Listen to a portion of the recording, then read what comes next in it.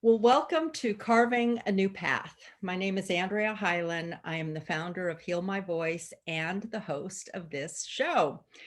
Well, this podcast is filled with stories and tools and resources to help you pause and reflect on the life you are living while opening to new possibilities. Most of us were raised in a society that encourages productivity and do. And it isn't until a life circumstance like a job layoff or an illness or the birth or death of a loved one, something that disrupts your daily routine, that you slow down to pause and reflect on your life. In the stillness of slowing down, you have an opportunity to carve a new path. Well, 2020 has created a global disruption with COVID-19 and the spotlight on racial injustice, which is calling us to pause and reflect, make changes, heal, and take action. Well, today's show is called Mindful Living Today, a 5-step practice for navigating feelings, with guest Lisa Stearns. And before Lisa and I start talking, I want to read a bio to give you a little bit of a flavor of who she is, and to mention her husband, who is not on the show with us today. It's the women talking today, but he is very much a part of Mindful Living Today. So happily married for 40 plus years, Lisa and Brad have always enjoyed experiencing all life has to offer with curiosity, awareness, and gratitude. They love all the juicy science behind the study of mindfulness, happiness, and well-being. Thus, Mindful Living Today was born, and it was born in 2020, I want to say. So Brad's forte is all things wellness and fitness. As a bodybuilder of 45 plus years, a trainer, author, passionate snowboarder, and guru, this guy knows his stuff. And Lisa's bailiwick is love and kindness, and whatever will make the world a more peaceful place to live, which includes creating systems that simplify schedules and foster a calmer, happier life.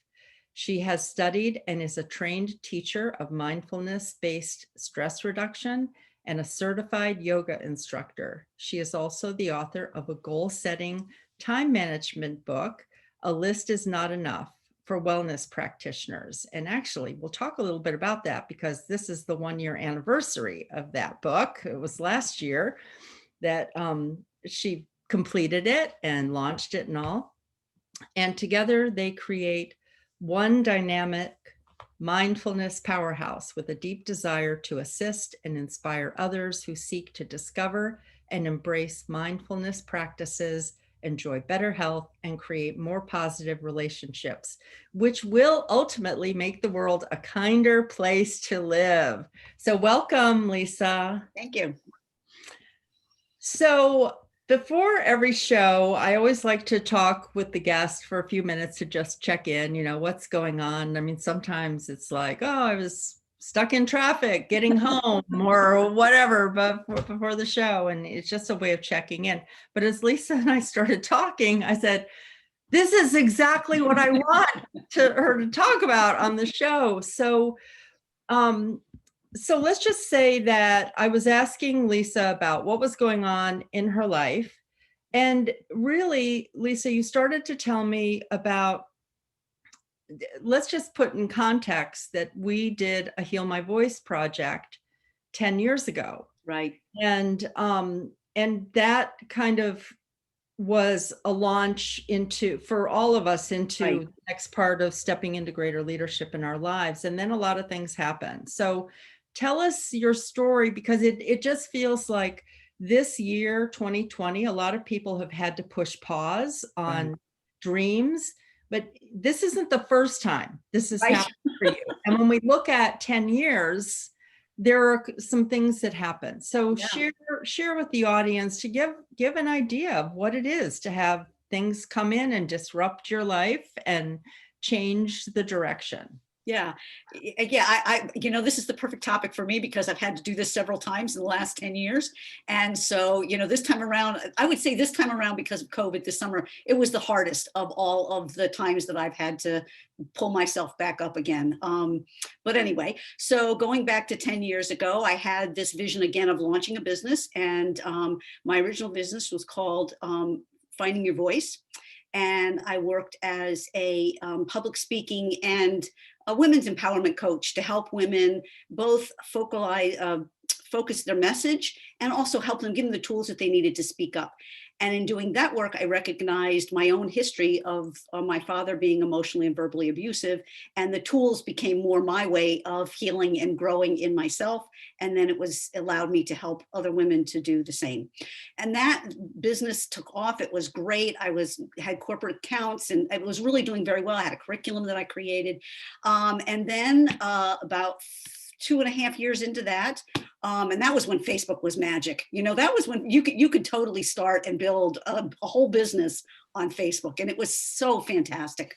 So anyway, I had I don't know, 4,000 followers on Facebook, and it was very active, and we supported other women. It was really cool.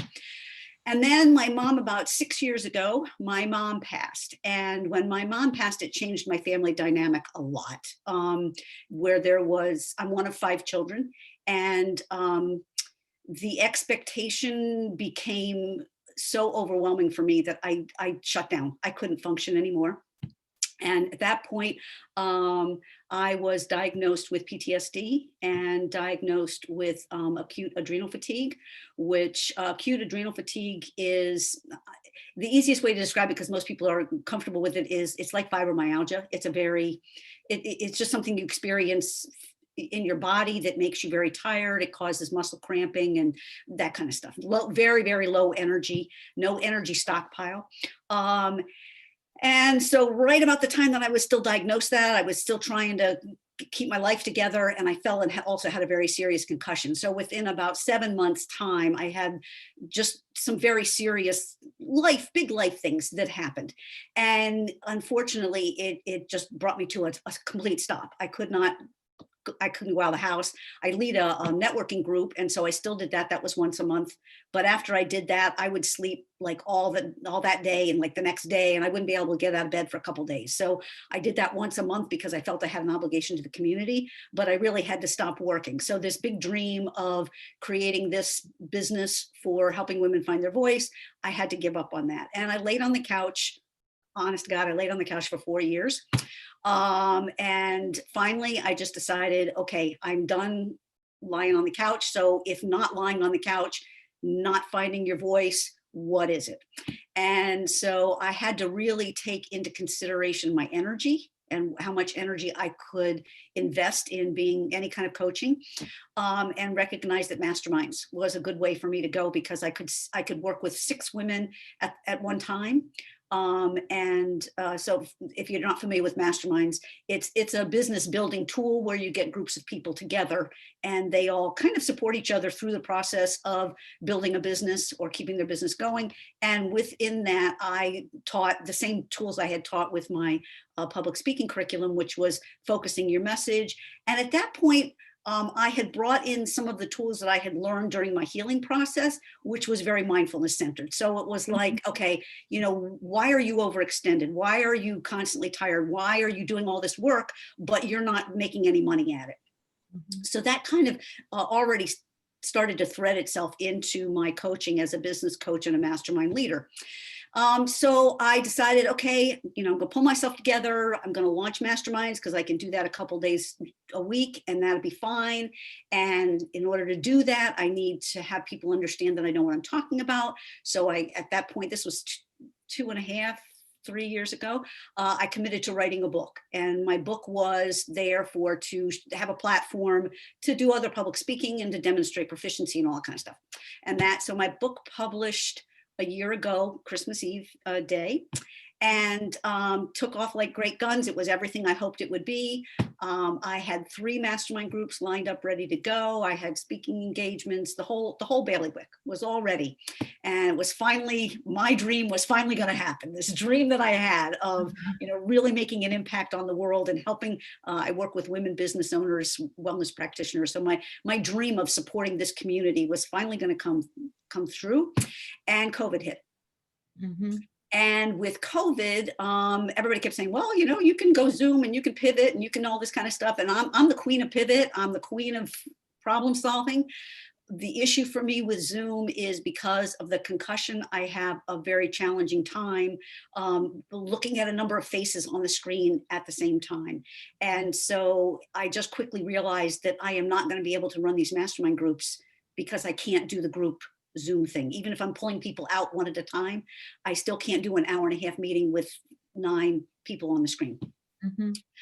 So that was probably the most devastating setback of the last 10 years, because I really worked very, very hard to get the book published. I worked very hard to bring this whole dream to fruition.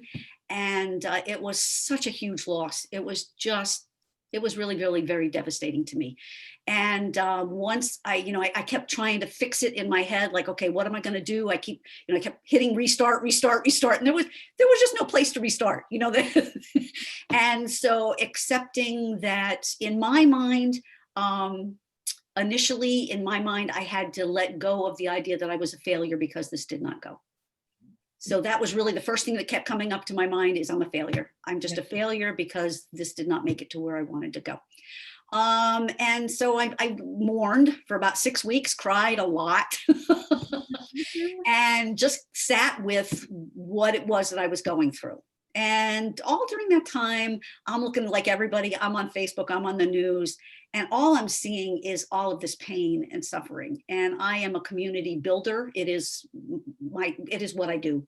Yeah. And I kept thinking, okay, how can I help all these people? And then I looked at all of the tools that I have used to overcome the PTSD and the trauma and the anxiety that I had been struggling with over the last 4 to 5 years, and recognized that those tools were tools that I could give people to help them get through what they are going through right now because of COVID and the politics and the Black Lives Matter and just the mess that's our world right now.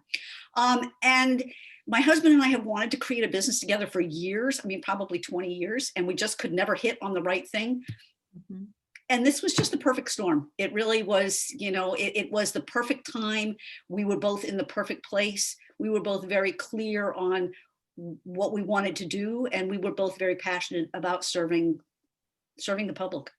And so Mindful Living Today was born out of the training and the practice that I learned and used to get to myself to a place that I'm off the couch. Well, fantastic. And, I want to say to the listeners that things that you were sharing and talking about here are the classic signs of when something happens that's unexpected and it disrupts, it puts full on stop to your dreams or to your life. Like, okay, we've got the routine, we're doing this, and then everything changes. Like, even without COVID, people go through things in their life where this happens. And some of the things that are so remarkable and common from what you're sharing is that you were learning mindfulness techniques. Actually, when you told me that your business was pivoting, I was like, oh my gosh, this one makes so much sense.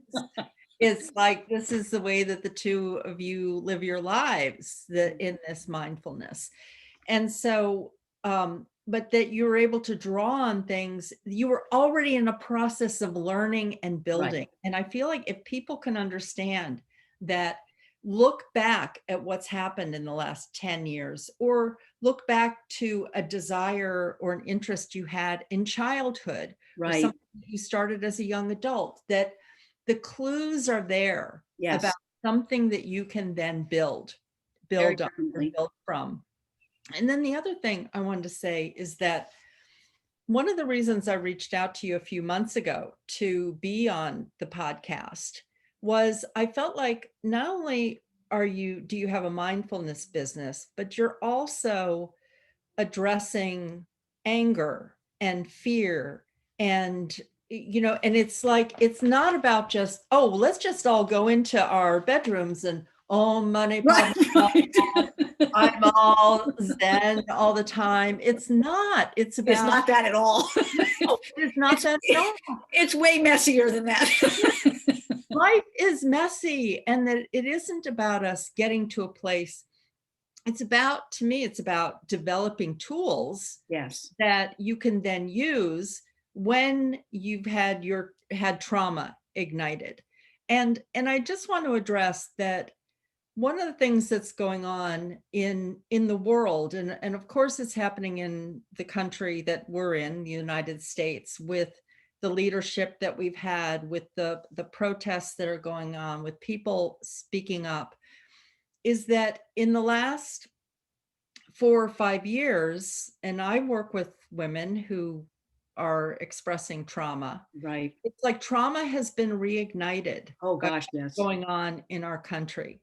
Yes. And so it's that these memory that the leadership in our country has actually, for half of the population, reignited trauma that was Yes. there because it's familiar. It's Right. familiar with some Exactly. of the behaviors and the kind of leadership that we've had in this country. And so, without getting into, and believe me, I no longer have trouble talking about politics, because politics to me are about how we view the world and what we value. And so anything, healthcare, family structures, it's about being real with what we really believe in and what we're going to Right. stand up for. So it's not about playing games in politics, but it's about standing up for what Right. you believe. And so there is anger, there is fear, and being able to address that and acknowledge that is, that's why I wanted you to have that. You weren't coming on just going like, oh, we just go into a Zen pose and you get over it. No, it's like, actually, we find out things in our family Right. that we're like, oh my gosh, I never saw that before, and now Right. I don't know how to have a relationship with that person. Right. But I just want to read this from your newsletter and then have you talk about it. You wrote, anger, disappointment, frustration, expectation, even great happiness. These strong emotions frequently result in an automatic response, frequently leaving us wishing we could have a do-over. Mindfulness creates a pause between our thoughts, emotions, and our reactions, giving us the gift of choice, a choice of how we want to respond. No do-over necessary. And then you shared a 5-step process or practice with us. So could you speak to some of the like importance of acknowledging your feelings, acknowledging trauma, acknowledging grief, and giving space for that, and then talk with us about the 5-step practice? Yeah, and that's a great question and a great place to start, Andrea. One of the things that I recognized when I started this journey of healing was that I didn't have, I am a extremely sensitive and empathetic person. At the same time, I had, and I didn't realize, I had no idea what I was actually feeling. As we grow up, if we're sensitive and we'll grow up in an environment where we're just told, get over it, or you're too sensitive or whatever, we just keep putting it in this bottle, and this bottle just keeps, and it's everything that's uncomfortable, everything that's just not functional goes in this bottle. And what happens is, at least in my, and I think for most people, but in my particular case, it just became anger. Anger, you could, when I didn't feel well, I'm like, oh, I'm either angry or I'm sad. That was my two options. I'm angry or I'm sad. I didn't have anything else that like came to mind immediately. And so one of the things that I started out doing, and it was through, might have been Tal Ben Shahir's book Happier, that I started doing this. But I went off the internet and I printed off a list of emotions. And so as soon as I didn't feel like the regular me, whatever, and that was a lot. And fortunately, I was in a situation where I was laying on the couch a lot. So if I didn't feel the regular me, I had lots of time and nothing else to do. I could pull out my list of emotions and say, okay, what is it that I'm really feeling? And just really sit with, first of all, where am I feeling it? How is it manifesting? So is it in my throat? Is it in my belly? Am I feeling stress? Am I feeling fear? But I had to get to the point that I could say, oh, wait a minute, that's fear. I didn't recognize, I just knew anger. Anger was like, I'm pissed off, so I'm angry. Well, really, this came from years of being told to shut up or get out of the way, or you're too stupid. And so anger is not really anger. Anger is either embarrassment, it's humiliation, it's fear, it's a whole number of things, but it's very rarely just anger. There's something else going on underneath there. Well, it reminds me of also the fear or flight, Fight or flight. Yeah, that response, because for me it was freeze. Yes. Well, but it's the same thing in terms of not knowing how I felt, not knowing even what my favorite food was, what my preference was for something, but mine was freeze. Yes. Yes. And that's pretty common. We all will exhibit, we all will revert to one of those. We may have one that's our go-to in certain situations, but if we don't have access to our feelings and all of the emotions that are involved in them, then we're going to choose fight, flight, or freeze. That's what we're going to do. And that is what actually the constant state of living in that place of fear and flight is what created the PTSD and the acute adrenal fatigue. So that is the basis of where that came from for me, is that constant, and that's what I fear for people right now, the going through COVID and through the political environment that's been out there, and the media has created this chronic state of fear for everybody to live in. And so as a society, we have been living in fear for 9 months. That's a long enough time to have established this pattern. And like you say, for many of us, it's bringing up old stuff. Like, we don't even know why we're so upset that Congress is doing whatever, or the president's doing whatever, or the Black Lives Matter movement is doing whatever. All we know is that's making us angry. But the anger is coming from being treated a certain way back when we were 6, back when we were 2, back when we were 12. And all of a sudden now we're in this pattern, and the pattern is then exacerbated because every time we open the news, we're brought back to that same place. And so now we're living in this constant state of fight, flight, or freeze. Yes. So like you say, it's not about sitting around singing Kumbaya, holding hands and burning candles. It really isn't. It is about that pause. It is about, can you recognize or even stop during the day and just check in with your body? Regardless of what's going on, you could feel completely happy. Okay, what does it feel like to feel happy? Yes. I love that.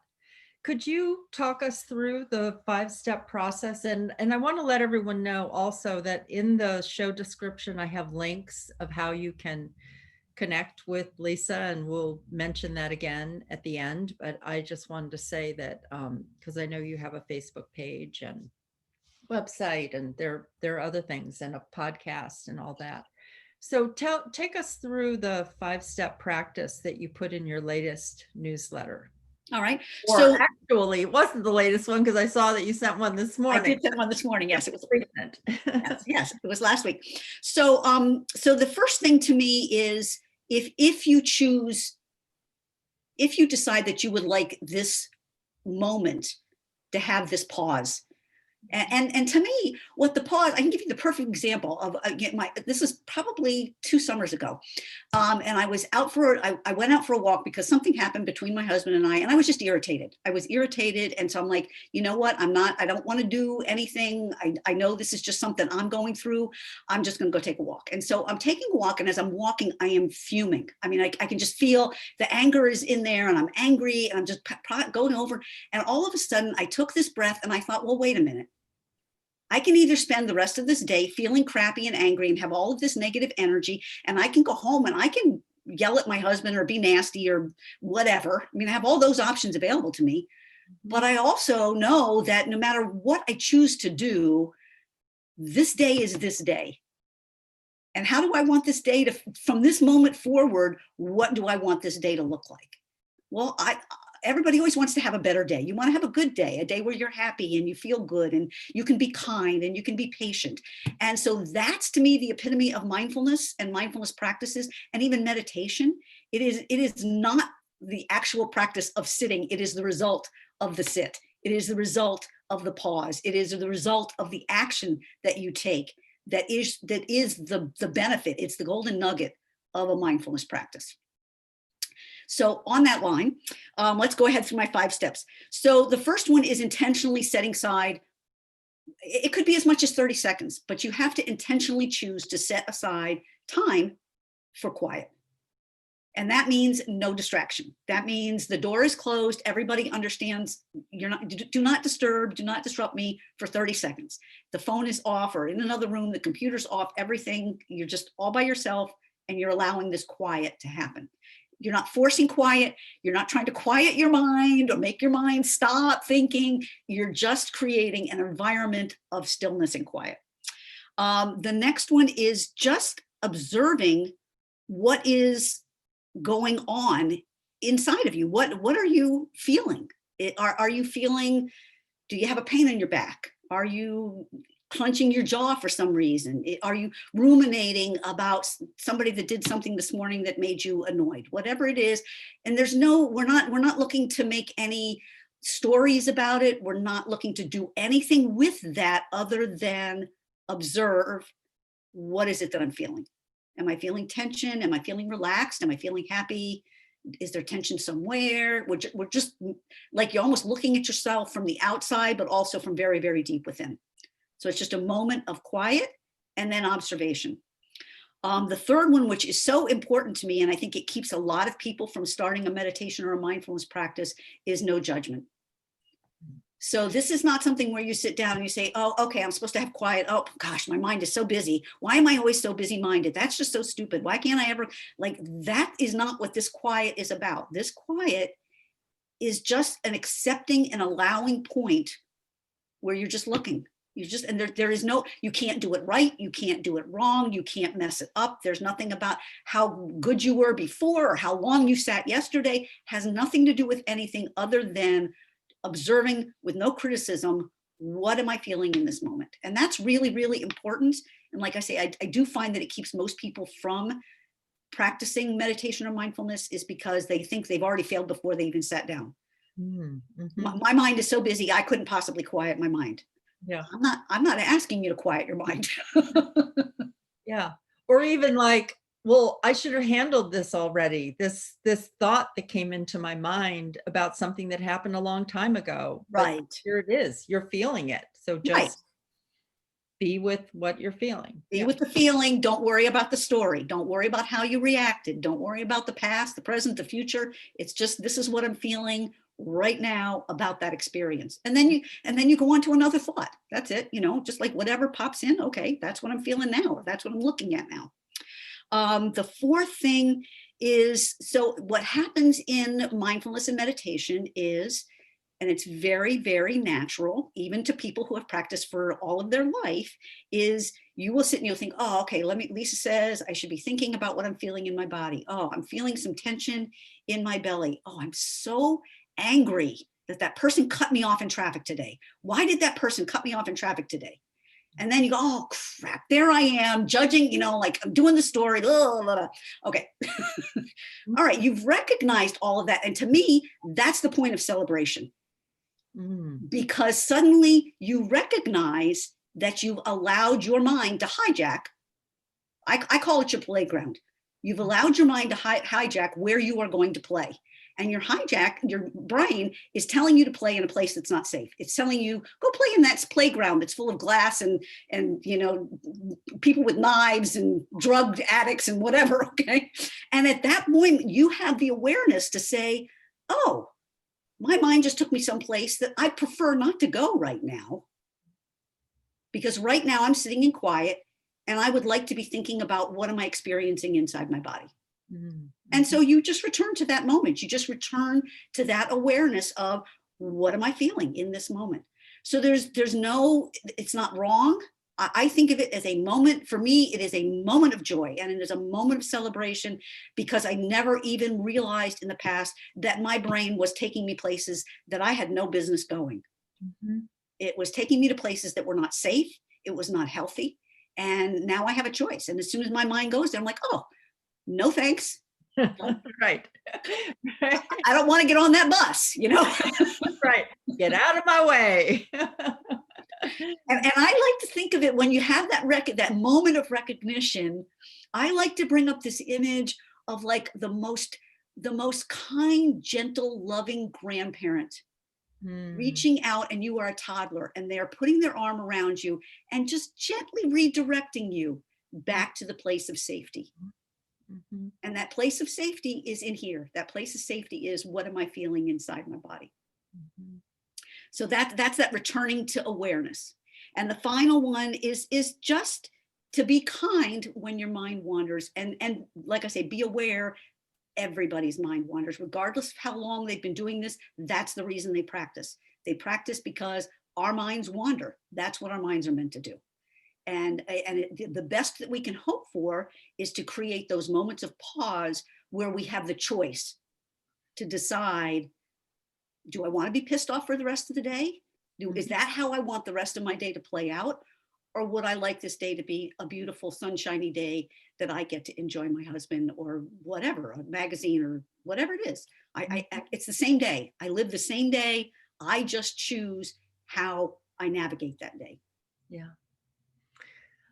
I love that. And I thank you for sharing with our listeners, because I just felt it was really powerful. And I want to say one thing about anger, though, is that all feelings are part of our GPS system. Absolutely. And sometimes anger is actually going to propel you into action to make a change, because you recognize, I'm in a situation where I'm angry.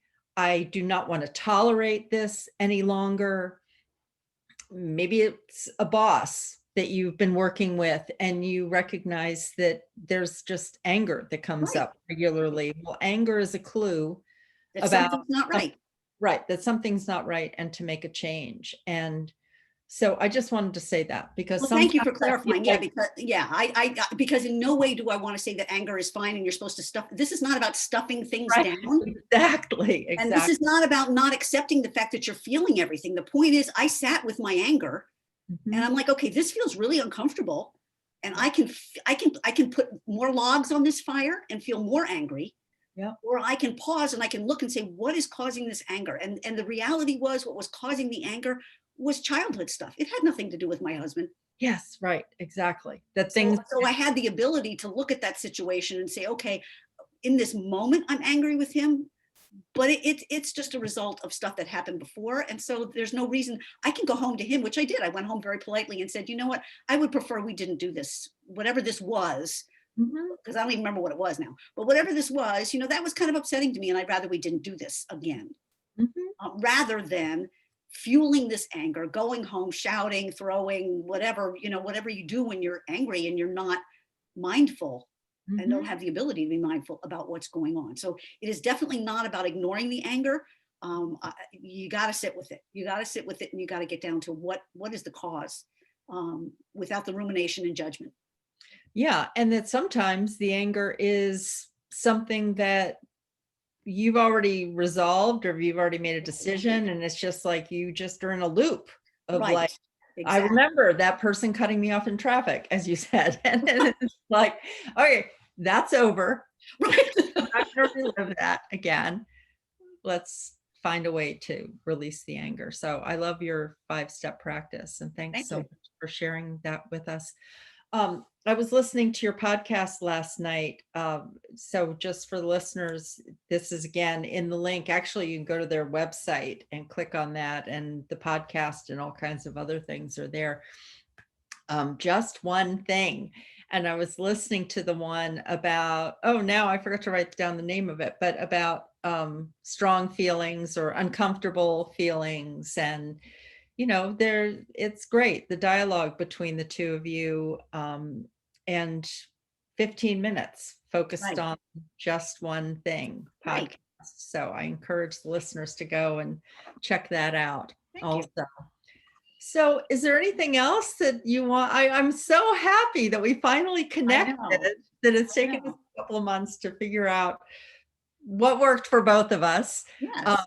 And because your story is the perfect example of being headed in one direction, and then life happens and you rethink and create something even better. Yeah. Yeah. Yeah, It really is. And I think the other thing that I'd like to interject there, Andrea, is, in many times when we have to make that kind of pivot, there is a loss, there is a death there. absolutely. And I think it's really important. I think too many people are inclined to just like sweep it under the table. Oh, well, I'm just moving on. Mhm.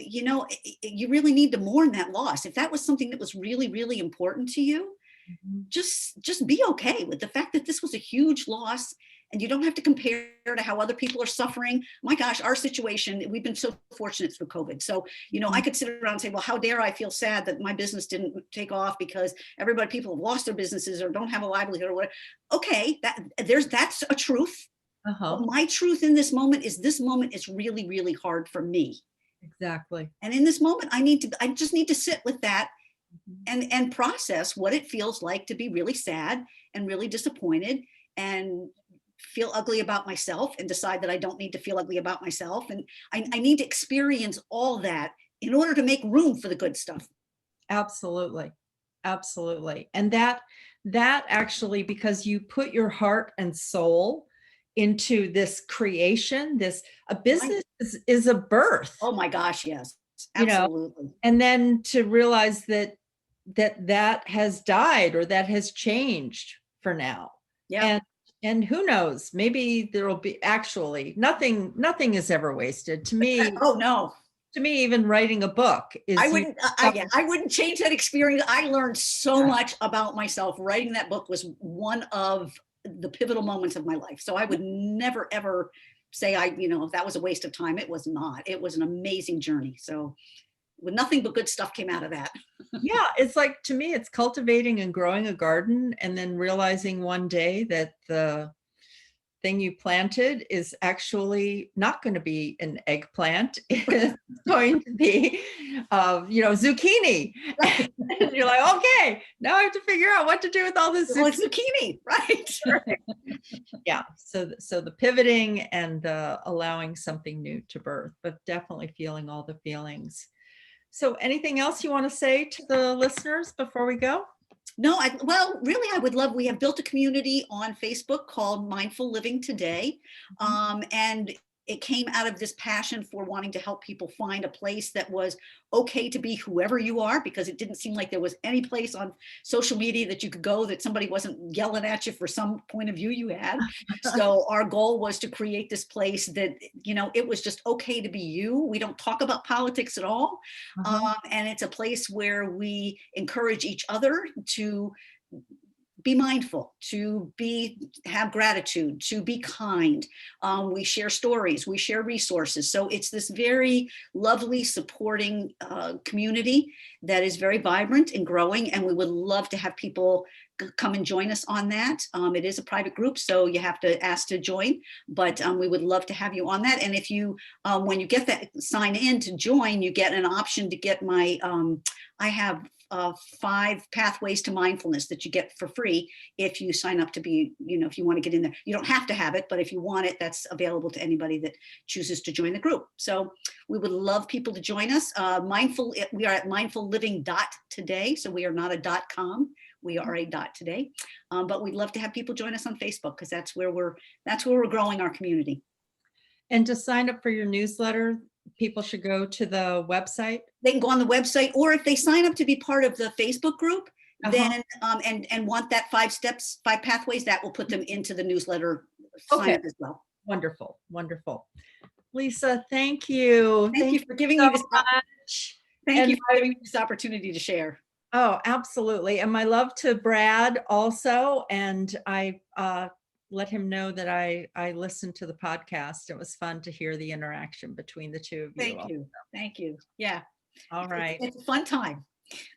Yes, yes. And thank you to all the listeners. And if you want to get notifications for the show, sign up through YouTube or through iTunes. All right. Thanks so much. Bye-bye now.